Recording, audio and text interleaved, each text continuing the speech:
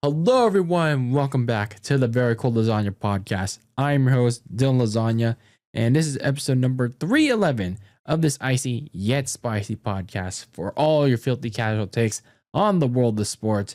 And in this episode, we're here to talk about some more professional wrestling. And why is that? Well, this past weekend oversaw the final match of the 23-year career of one of the greatest of all time, the 17 never seen, the last real champion, John Cena. The final match of, yes, the Mr. Never Seen, you can't see, and yes, we can no longer see him anymore, at least in professional wrestling, John Cena. So the much maligned, very mixed retirement tour finally came to an end, and it all ended this past Saturday in Saturday night's main event dedicated to John Cena when he took on the Ring General, Gunther. So we're going to talk about that match, and in this episode, some of my memories of John Cena in this episode. Before we talk about that, make sure you follow Very Cold Lasagna on social media at Very Cold Lasagna on Twitter and Instagram. And if you're listening to this on audio, make sure you rate and review the show, whether it's on Apple or Spotify. And if you're watching this on YouTube, make sure to smash the subscribe button, hit the like button, turn on the notification bell, leave your comments down below, especially about John Cena's final match against Gunther, and your takes on the match, especially towards that particular thing that happened, and your favorite memories from, or not so favorite memories about John Cena's career, which is now over, and yeah, what you thought about Cena in general. It could even be outside of the ring with his acting career. So yeah, let's share some memories about John Cena on both on social media and here on YouTube. If you're watching it on there, and share this with your friends, share this with your family members, share this with whoever's around you. Share the good, the bad, the ugly about this filthy casual podcast entitled Very Cold Lasagna. So let's get into the final match of John Cena. This was already announced way ahead of time. The last match for John Cena's career in Washington, D.C. No, unfortunately, not in his home area of Boston, Massachusetts, near his hometown of West Newbury, Massachusetts, which had already happened, by the way, a couple weeks ago in the TD Garden, where he beat Dominic Mysterio for the Intercontinental title, only to drop it back to him in Dom's own hometown of San Diego at Survivor Series. So here we are. It's just an exhibition match with the winner of the last time is now tournament winner, Gunther. Gunther ended up winning, as everyone expected, unfortunately. And the last time was now tournament was really, that was the best way to determine Cena's last opponent. In all honesty, I thought Cena's last opponent should have been like one last dance with Randy Orton, CM Punk, and I know they used up both of them. Or I think I said this on Twitter, my Twitter months ago. Tony Khan and Triple H, or Nick Khan, the Khans should have came together. I know WWE and AEW are sort of like competition to each other. They should have came together to a mutual agreement, and apparently Tony Khan said he had no issue doing this. It was all in WWE's thing, but I mean, that's what I read, if I remember correctly. You could correct me on that. They could have used Edge. They could have used Adam Edge Copeland for Cena's last match. Cena, my opinion, Cena's best rival in Edge. Like, they could have went one last dance, like exhibition, nothing to lose. And I thought it would have been a really great match for Cena's last go around. So I thought that would have been a great option. Now, don't get me wrong, Gunther's, I like Gunther, but I'm not sure what he would have gained from beating Cena, especially with the year that he has had, the questionable year that he has had, and I'd say the downward spiral that he has had. So, yeah, his last Cena's last full year of wrestling has come down to this. His much maligned retirement tour, with the beginning, the being the runner up to Jey Uso in the Royal Rumble, the oh so promising heel turn, turned very disappointing heel turn back at Elimination Chamber. But hey, at least he won the 17th world title at WrestleMania. So that's something. That's something I'll always forever look back on, as the never seen 17 last real champion. We can all call him that. He'll always be the last real champion in my books, at least in the modern WWE. But yeah, he also turned babyface for whatever reason, back like way before SummerSlam, even though it should have happened at SummerSlam.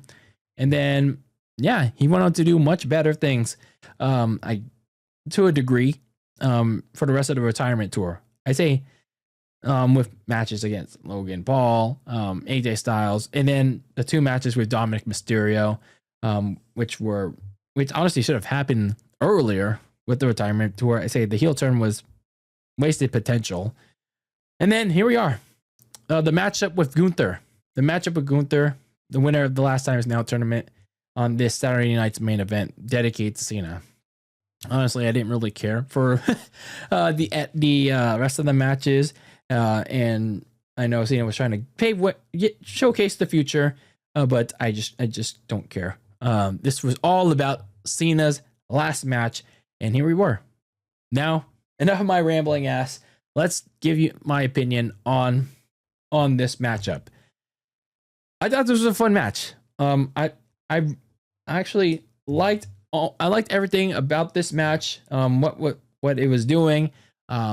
This just gave me classic Cena vibes. This classic Cena vibes where he would feed off the energy of the crowd, of the fans. His like classic. The villain was dominating the match, and then Cena would rally back up with this typical 5 moves of doom: shoulder tackle, that power bomb thing, and then the "you can't see me," the 5-knuckle shuffle, and then the FU, or the attitude adjustment. I'm glad Michael Cole went back to the well and called it the FU at least one time. So there was that. And then that included there was a bunch of FUs in this matchup, including one through the announce table. And then Cena even hit a super FU, but unfortunately, it wasn't enough to put Gunther down for whatever reason. Of course, in this kind of environment under Triple H, no, finishers are devalued. So you get to the final moments of what was a natural, gradually building finish, where Gunther was undercutting any positive momentum that Cena was having, where Gunther was just brutalizing the aging Cena with clotheslines and his chops for much of the match. So the final moments of this match saw Cena try to go for the FU again, but Gunther would finally lock in the sleeper hold countless times, to which Cena managed to escape multiple times. But when Gunther seriously had that thing locked in, and Cena tried to escape, Gunther will always have it locked in. And then out of nowhere, Cena managed to escape and hit a desperation FU, but only for a 2 count. And not just that, here's the kicker. Gunther, out of nowhere, he just Brock Lesnar'd and Undertaker'd, whatever. He just got some superpowers and no-sold it. Like what? Like, where'd you get these superpowers, bro? Like, what the hell? What is this booking?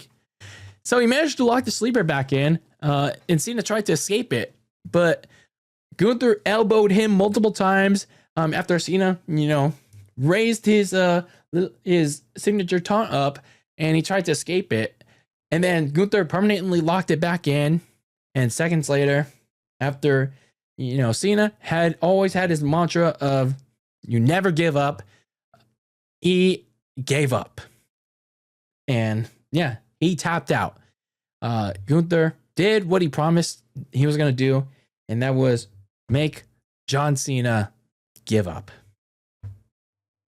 Well, yes, I get. I just don't get it, man. And I know this was the story that they were trying to roll with, like literally barely any story. I get it.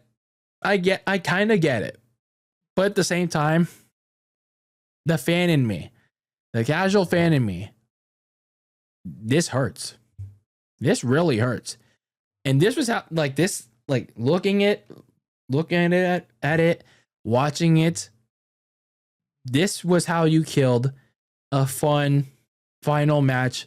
This is Cena's retirement match, mind you. And we don't know who pitched this. This may have been like John Cena that wanted this. This may have been, this probably was Triple H's doing. I don't know. I'm personally leaning towards like 80% Triple H, 20% John Cena that wanted this, but I'd say it's more so on Triple H. Now, some will say that this was poetic for Cena's mantra, him in his late stage, not having any more strength to never give up. I don't know.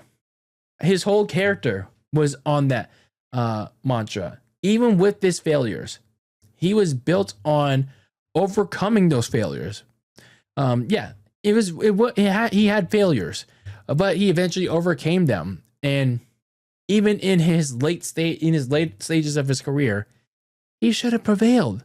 He should have prevailed in this, like against a so-called ring general. He should have prevailed against Gunther, and with him standing tall, with the fans behind him, the fans would have been sent home happy with everyone, all emotional and great for him.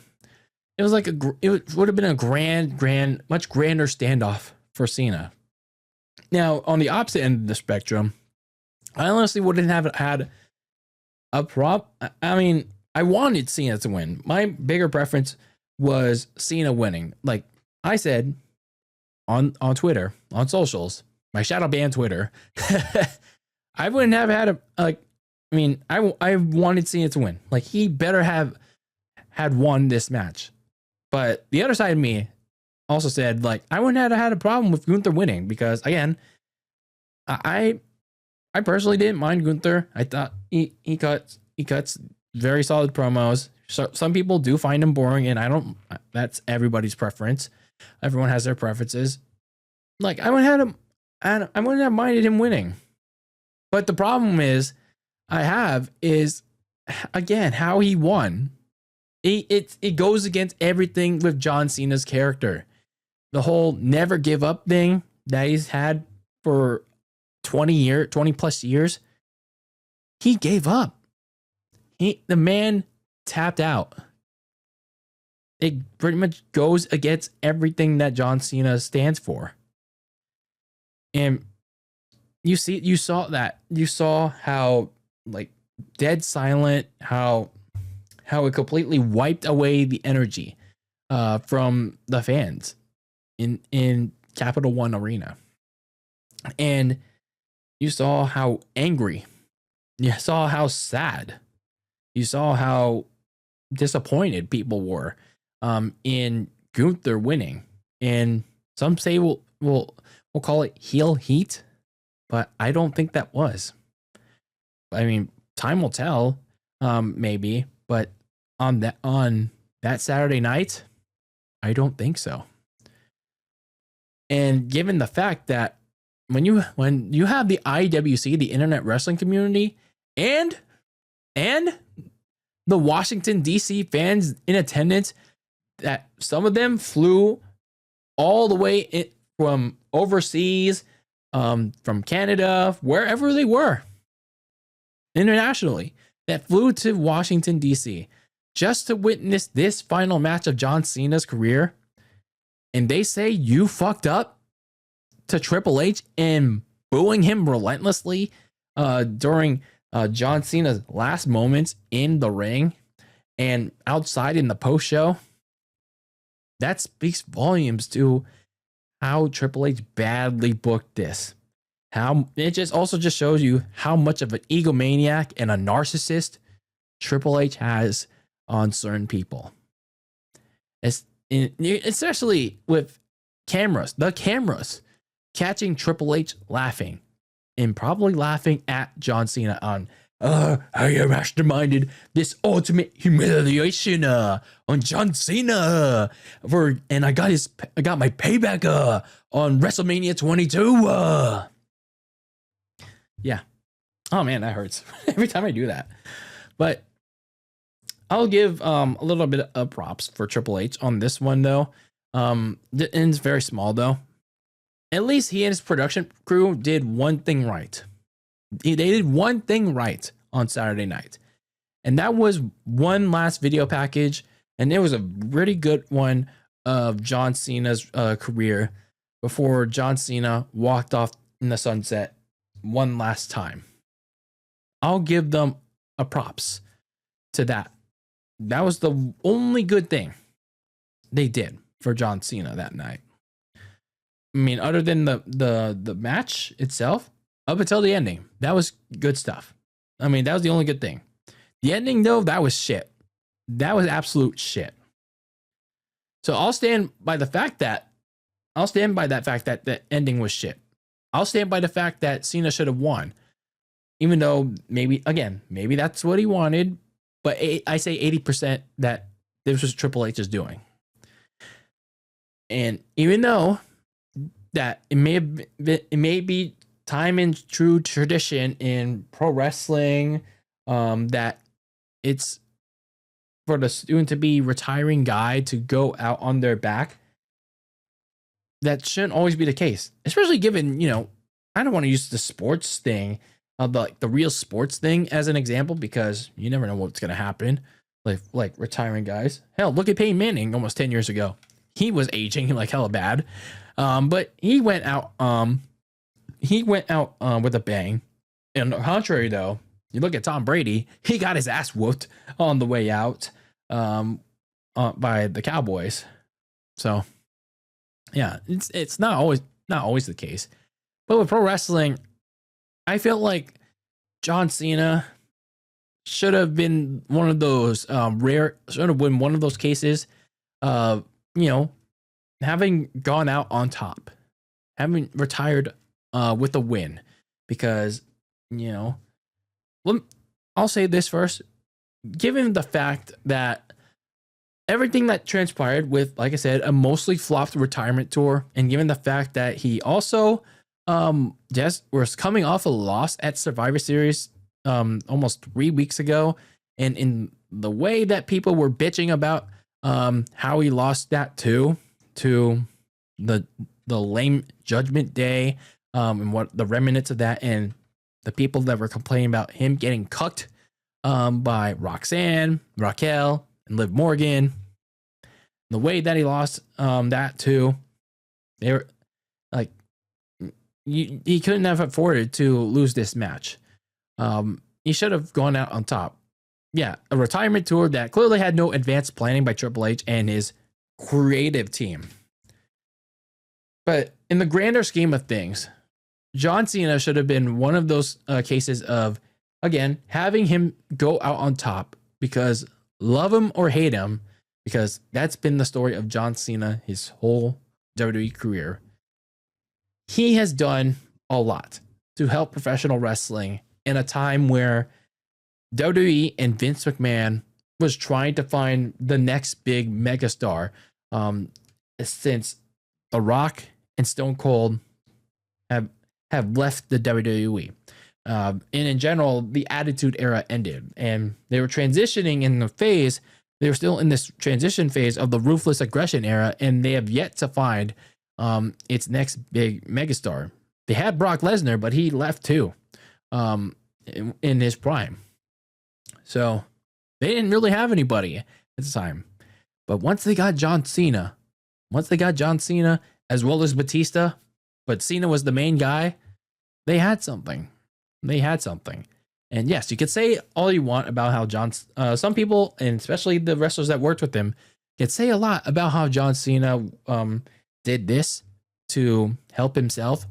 But yeah, he did give back eventually, even though some will say it's too late for that. But he did a lot to, help professional wrestling. Cena was an inspiration to a variety of people. And it took critique for stride, took a lot of the hate from the fans, especially in the crowds back in 2006 to 2015, like a lot. And yes, while in his later years of his career, and some of the things he has done in Hollywood are pretty questionable, in my opinion, I still think he's no doubt one of the GOATs in wrestling. Clearly, the first ballot Hall of Famer whenever he gets inducted. I'm not sure if it's going to happen this year, but I imagine 2028 he'll get inducted. I don't think 2027 because they're going to Saudi Arabia for WrestleMania. So I don't think Cena may do that. But hey, that's not my prerogative.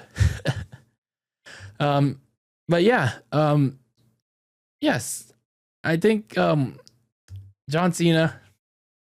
He's one of the wrestlers that I grew up in. One of my favorites of all time, given the fact that hey, he has taught us to never give up. He has taught us to, even failure, always get back on your feet, and always given us the three mantras of hustle, loyalty, and respect. So I don't want to make this video all too negative about things that have transpired of what happened on Saturday night. And before we move on to my memories of John Cena, no, actually we'll look back on that in just a bit, because we have to talk about no.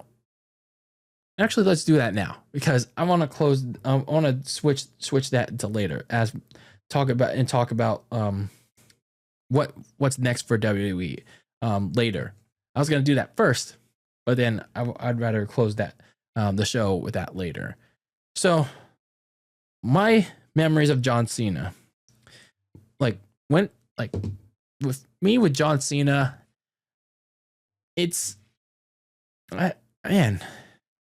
it's so crazy with me, watching John Cena. Like when I first saw him back in 2006, I didn't get to watch Raw yet until the summer of 2006. That's when I was first exposed to John Cena. I remember when I was in the third grade. I just finished the third grade, and I was on summer break, and that was the time when it was just in my infancy of being a wrestling fan. Keep in mind, I was only watching I was only watching SmackDown at the time on UPNs, and then before it eventually transitioned to the CW. And I only saw the likes of Rey Mysterio, The Undertaker, Mark Henry, Randy Orton, and those guys. But when we got into the summer of 2006, I was able to watch Raw on USA Network.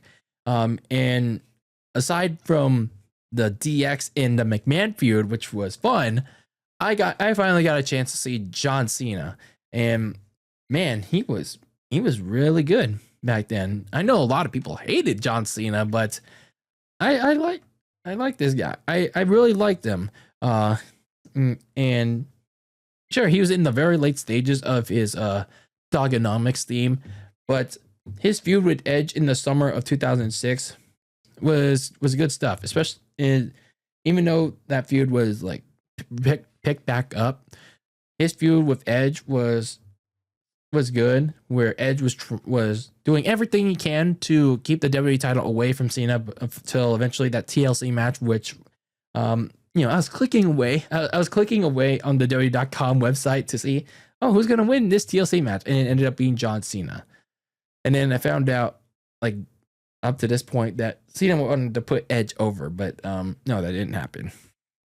And then over the years, I grew up with John Cena, from the late ruthless aggression era to the PG era, and then up to now. And I witnessed that great match with him and HBK at WrestleMania 23. And then when Cena eventually started transitioning over to the kiddie side of Super Cena, yeah, the so controversial Super Cena side of the kiddie side of John Cena, where honestly he didn't really do all that much in 2008 to 2009, other than that WrestleMania 25 match with Edge and Big Show. That's probably like one of my only instances of remembering Cena as a kid during the PG era. And then, yeah, I didn't really catch too much.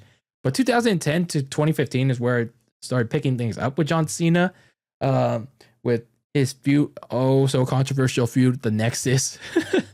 I remember during that time, I was split between Cena and the Nexus. I don't know why. Like something about the Nexus kind of appealed to me for whatever reason. I think he was just like the group mentality, like the in the shirts, like in the armband, like I guess it was just like the hip thing.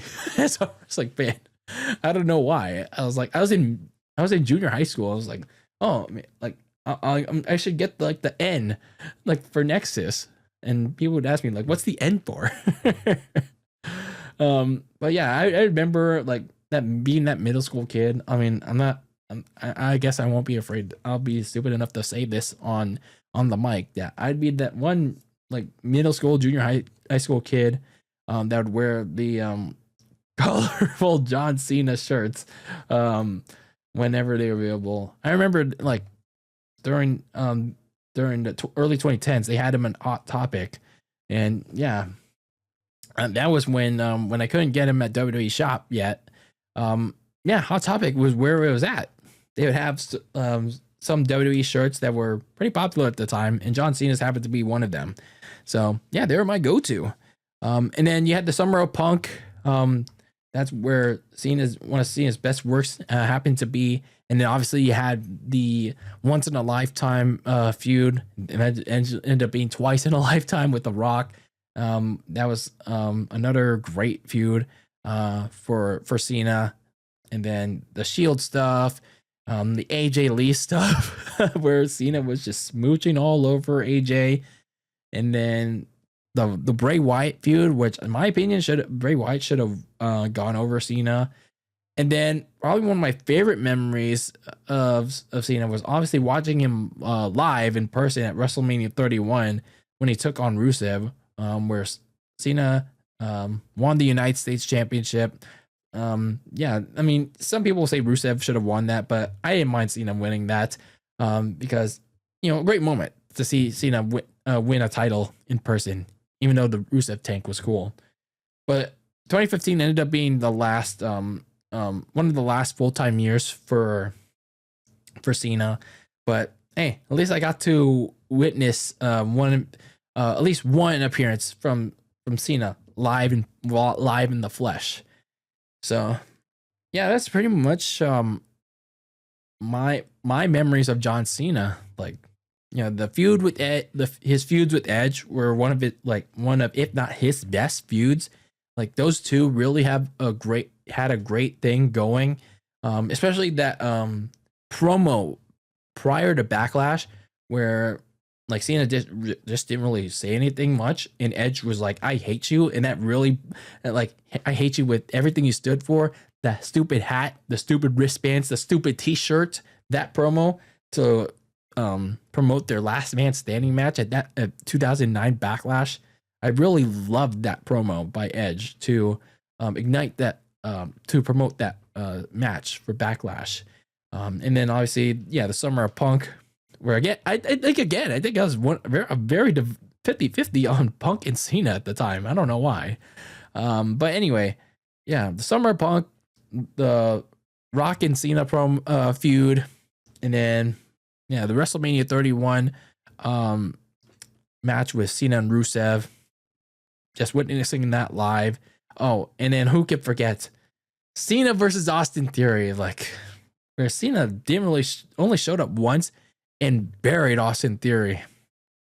But it's just unfortunate that Cena lost that match. And the only thing I can remember was his entrance with the kids. And the kids were unfortunately let down because Austin Theory went over. That's unfortunate. And then, yeah, here we were. The retirement tour. The retirement tour that mostly flopped, but at least he became a Grand Slam champion in the end and a 17-time world champion, breaking Ric Flair's record. And yeah, it's just unfortunate that he did go out on his back against Gunther. But hey, you can't really do anything about it now. All we can do is critique, complain, and reflect. But all we can say now is thank you, Cena. Thank you, Cena, for all the memories. And I'll do it again at the end of this. But I want to close things out with looking towards the future. Looking towards the future of the WWE. Because, oh boy, they got a lot of answer to. They got a lot of answer to. After now, the chapter of John Cena has officially closed. Sure, he'll still be around in an ambassador role, but no longer wearing the jorts, no longer wearing the sneakers, no longer wearing the colorful shirts, no longer wearing the wristbands, the armbands. He'll be wearing a suit. So the John Cena chapter of WWE is officially closed. He'll soon be in a inducted into the Hall of Fame. I don't know what year though. But yeah, John Cena was the last real franchise star that WWE had. Unfortunately, during the time that John Cena was closing the gap on his WWE career, neither Vince McMahon nor Triple H managed to, build up that next franchise guy to carry the torch into the next era. Vince tried with Roman Reigns, but failed miserably on that.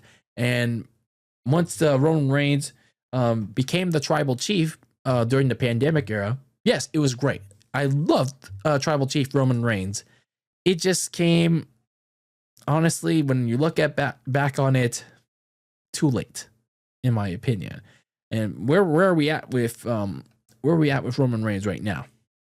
He's a part-timer, and a little understandably so, though. But you need franchise full-time young guys that'll carry the WWE for the next 5 to 10 years. But fortunately, that's not the case. And like I said, with the Cena chapter now closed, I imagine that just like with the end of with the departures of The Rock and Austin back in 2002 to 4, and the end of the Attitude Era in general, and during that transition phase of the Ruthless Aggression Era in 2004, more people will eventually stop watching. More people will cancel their Netflix subscriptions, cut off USA Network, stop watching on the Saturday Night's Main Events on Peacock and ESPN, on all that stuff. More people will eventually stop watching because of look at this product. Look at this product. Look exactly what you're getting. What exactly is gonna make you tune into a full show, a full episode of Monday Night Raw, and especially SmackDown? You're pretty much getting the same old shit from Triple H every single week. That content creators, the positivity content creators, the positivity social media content curators on Twitter and Instagram are not going to tell you. Opening promo, a long match, a Judgment Day, or some other backstage faction segment, another long match, another backstage segment or two, long match, backstage segment in a main event that ends with a brawl or some other bullshit. There are no intriguing storylines other than, I don't know. I can't think of one. That's exactly how bad this is. no intriguing characters other than maybe, I don't know, I guess Liv Morgan, Dominic Mysterio. And I guess Roman Reigns, but he's been neutered down. So that's pretty much an indictment on how bad Triple H has fucked the WWE over since he took over as the chief content officer. Because he has legit not built up a star, like a single franchise star. I'm talking about one that has carried the torch for the WWE. I'm not talking about Braun Breaker quite yet. I'm not talking about Rhea Ripley is not one. Like, she has not brought the ratings up once. There's not Io Sky, not Seth Rollins, not Becky Lynch, not Damian Priest, not an LA Knight. He's continually fucked over. Not Jey Uso. Like, nothing. Not Gunther either. Speaking of Gunther, like, Gunther has had probably like a very down year. He has had a very down year this year. And especially given that he tapped out to himself, to Jey Uso months earlier at WrestleMania. And yeah, sure, he tapped John Cena out and made him retire, and also made Goldberg retire. But he also lost to CM Punk. He also got bloodied out to CM Punk at SummerSlam. So is this exactly going to fix his booking? That's up to him and Triple H to make fans invested in Gunther. And with history tells, I don't know. Just look what Triple Fraud is doing with Dominic since Survivor Series. Having him back in backstage Judgment Day segments. Like, this is pretty much where we're at with post John Cena already. A bunch of the same crap that you've been seeing for the last 2 years. And this is pretty much going to continue until Triple H finally gets fired by Ari Emanuel, or TKO sells WWE to somebody else that is more competent than Triple H in Nick Khan. So, yeah. But on a positive note, John Cena has had a lot of childhood memories for me. Some good, some bad. But in the end, I just want to say thank you, John Cena. Thank you for providing me a lot of memories and being one of the first few people to get me into wrestling. Thank you for teaching me the power of hustle, loyalty, and respect. And for bringing out one of the best WWE titles, and some will hate it, but this is one of the better looking titles in WWE history. So, in lieu to you, thank you, John Cena. And thank you for tuning into this episode of the Very Cold Lasagna podcast. I have been your host, Dylan Lasagna, bringing you, once again, all the filthy casual takes on the world of sports. And thank you for tuning into this episode dedicated to the never seen 17. What was the other stuff? Oh, yeah. The last real champion, John Cena. And he will, never be seen again in the WWE ring. So thank you to the GOAT of one of the GOATs of the WWE, John Cena. So sound off in the comments on YouTube about your favorite memories of John Cena's in-ring career, his final match against the ring general Gunther on YouTube, and on my socials at Very Cold Lasagna. So, let's have a conversation about it. Thank you for tuning into this episode. Follow me on socials at Very Cold Lasagna. And until the next one, when I see you in that next one, peace out.